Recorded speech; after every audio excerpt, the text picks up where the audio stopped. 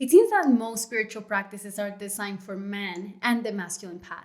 These are the linear paths offered by the Abrahamic religions and most of the right hand path religions of the world. There's a strong focus on discipline, control, and renunciation of the material world. But the feminine path is about the material world, and because of that, it's dual in nature. Women are connected to the moon and the lunar cycles. And whenever we look at the moon, we can see that she has two phases. There is a dark moon and then there is a full moon. So we have a light path and a dark path. This means that there are two paths for women to take. And usually we encounter suffering in our spirituality whenever we try to fit into one of the two that we're not really naturally attuned to. The moment that you realize which path are you really on naturally, innately, you'll start noticing how much easier it is for you to stick to your spiritual practices and get fruit from them by helping you develop a stronger mind. In this video, I'll explain the difference between the two paths.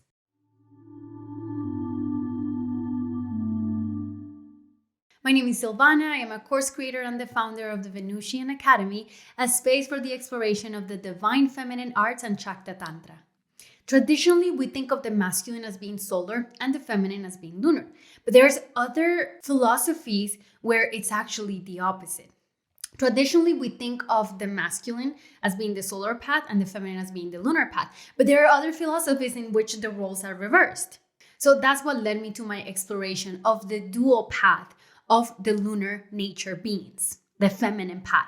So let's start by focusing just on the moon. Even though I just said that there are other paths where the solar component is feminine and the lunar is masculine, for the sake of this conversation, we're going to focus just on the lunar path. And then at the end of the video, I'm going to bring it up to that point. So under the conversation of the moon has two phases, right? It has the new moon and the full moon, the dark path and the light path. So these are the two feminine paths. And innately, every single woman has a natural inclination to one of the other.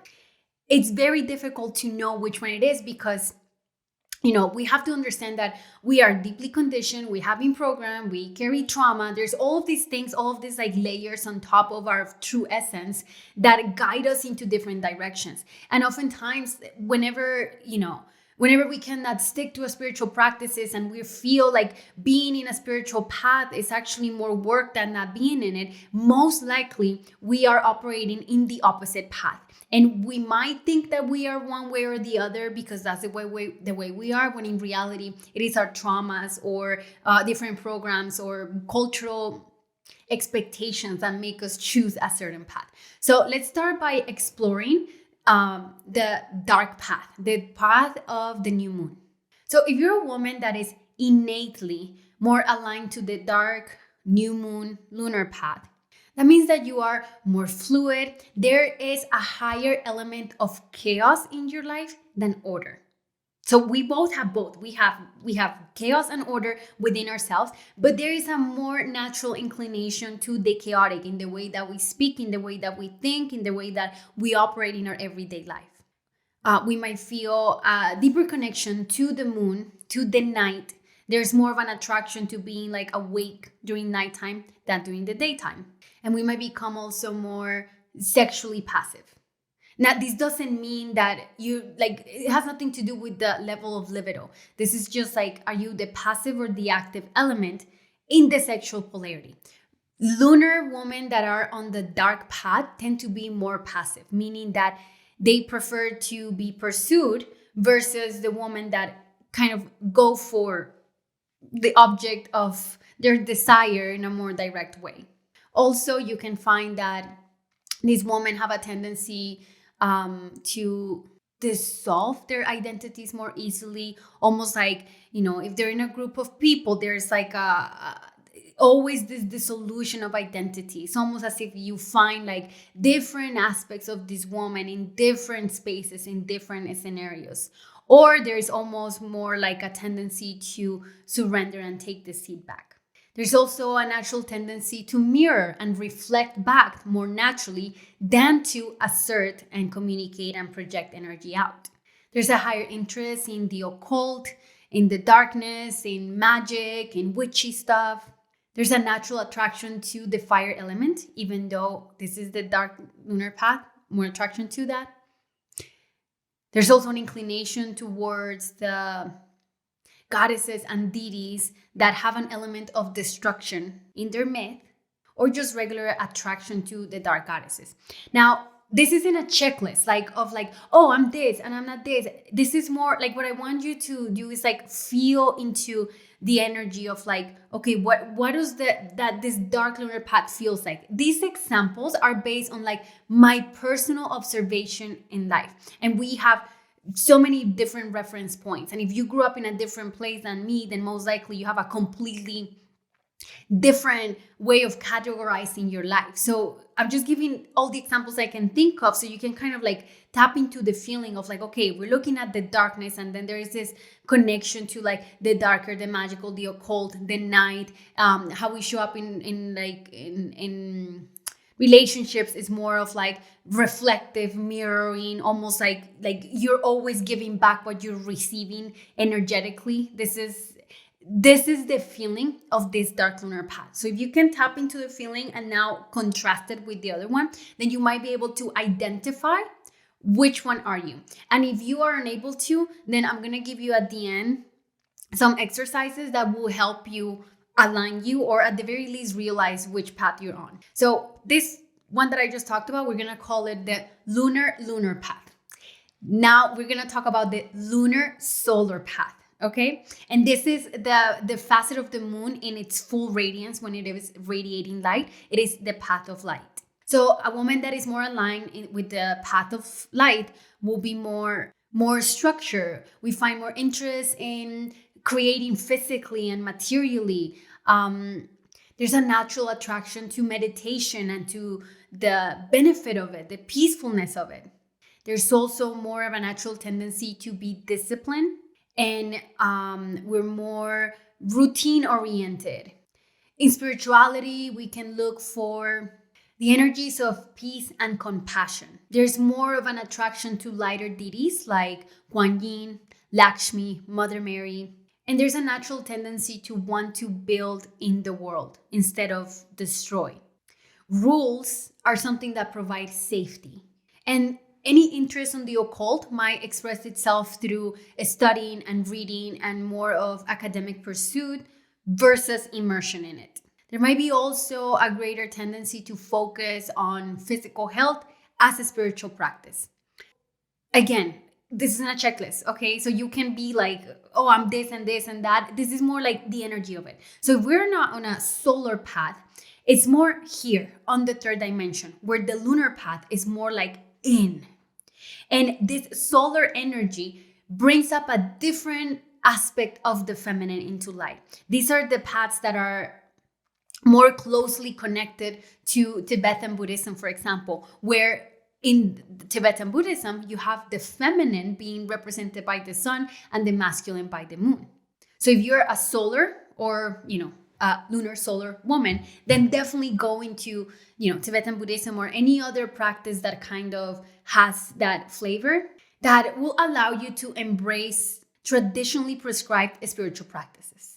If you are a lunar woman, then definitely work with anything that is like Shakta Tantra or left hand paths, because they are more aligned to the lunar nature.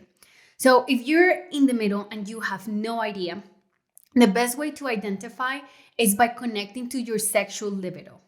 Usually our sexual libido will let us know. It's like the most accurate way of evaluating whether we are lunar or solar woman. And most important thing for all women, regardless of like what flavor of spirituality they have, is to connect with their cycles. Regardless of which path it is, like we are lunar beings because we do have these cycles. So by having the cycles, we're naturally connected to the rhythm of the earth and the moon. So part of the healing process, part of deconditioning, part of getting to know our true selves is to rebuild that connection, repair the relationship with our body and our cycles. Once that's there, that's almost like the foundation to begin exploring, like, well, which path feels more aligned to my natural energy. It's first regulating that energy, your relationship to your cycle. I'm not saying having a regular cycle. I'm saying like normalizing or bringing a sense of stability to your relationship to it. And there are a few notes I want to make, which is number one, this is talking about spiritual inclinations. This has nothing to do with like, even though I'm talking about like the sexual libido as like a good way of analyzing like which path are you on. The reason why I'm focusing on that is because our sexual energy is like this primal chi force energy, and depending on the movement of it, we can understand whether we are like lunar or solar. Do I want to pull in energy, or do I have a natural tendency to project energy out? That's why the feminine path is dual in nature. From those two paths, then there's like an infinite number of different things that you can do, right? So it's like, it's understanding whether it's like in or out, like what is the movement.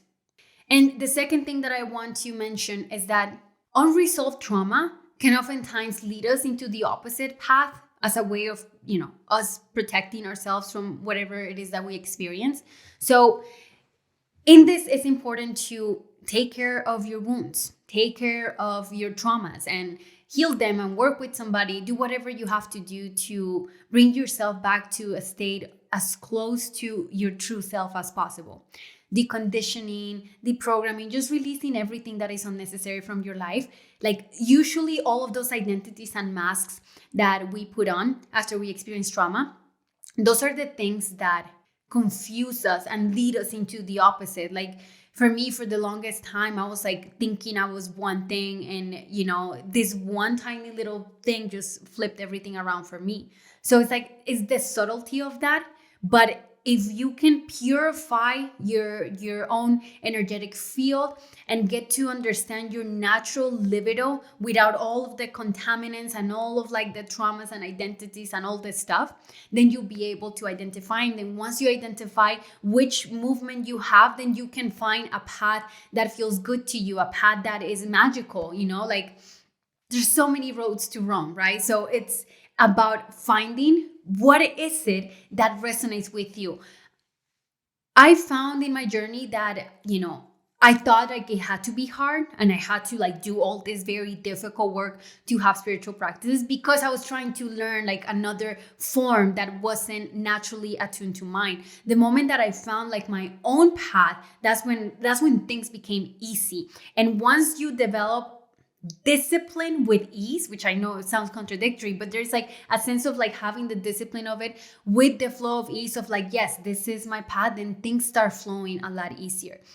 The whole point of a spiritual practice is to create peace of mind, is to anchor yourself into the truth of who you are. And this should be an enjoyable journey. So if you're struggling with establishing your routine, maybe start here. Start exploring, well, which one of these paths I'm in. And if there's like even more confusion and nothing that I'm saying helps you, then go into nature. Look at the moon, receive the moon, go watch the sunrise, receive the sun, and let nature help you. Let life help you, guide you into the path that is going to be the most beneficial for you. So guys, if you'd like to learn more about Shakta Tantra, healing your inner child, and creating a softer lifestyle, make sure to check out my description box below for my current offerings, and subscribe if you haven't already. Otherwise, I'll see you next time.